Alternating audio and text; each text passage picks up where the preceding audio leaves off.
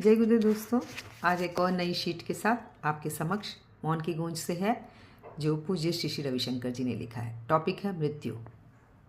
जब तुम दुखी होते हो तो जानो कि तुम आत्मा से विमुख हो गए हो, और इसे अशोच कहते हैं, अर्थात अशुद्ध हो जाना।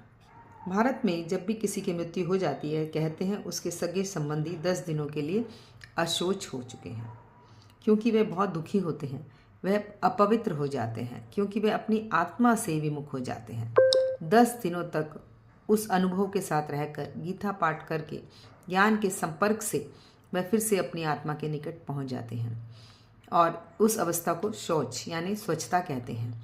इस घटना से आई अशुद्धता से वह पुनः शुद्ध होकर निकल जाते हैं। शौच के कई लाभ हैं, जैसे बुद्धि में तीक्ष्णता, मन की शांति, केंद्रित सजगता, प्रसन्न चित्त, इंद्रियों पर नियंत्रण इत्यादि। स्वयं की इंद्रियों की प्रवृत्तियों के प्रति अरुचि ही शौक है। जब भी इंद्रियों में कोई इच्छा उठे, तुम्हें ये समझ होती है, हाँ, पुनः वही पुरानी प्रवृत्ति उठ रही है, अब छोड़ो। ऐसे अनुभव मैं बहुत कर चुका।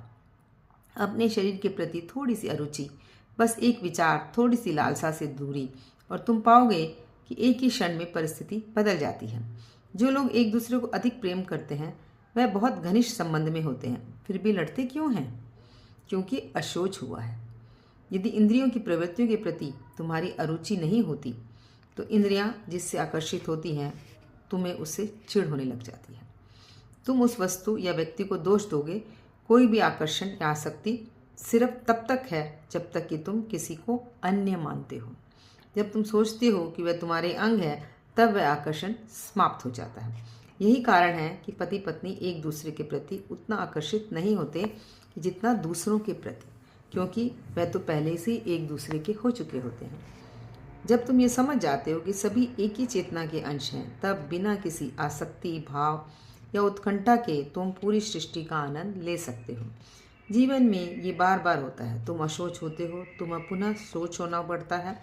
जब भी अशोच हो, जल्दी से वापस सोच में आ जाओ। मान लो तुम किसी भी सांसारिक विषय में डूब रहे हो, तो जान लो कि ये अशोच है, इसलिए मैं दुखी हूँ। फिर सोच में वापस आ जाओ।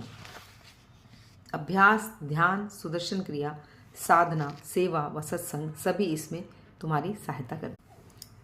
दोस्तों, देखिए, मृत्यु एक सत्य है, और जीवन में जब हमें दुख आता है, तो ये मानिए कि हम कहीं ना कहीं किसी के प्रति आसक्ति रखते हैं, इच्छाएं रखते हैं, जिसके कारण हमें दुख आता है।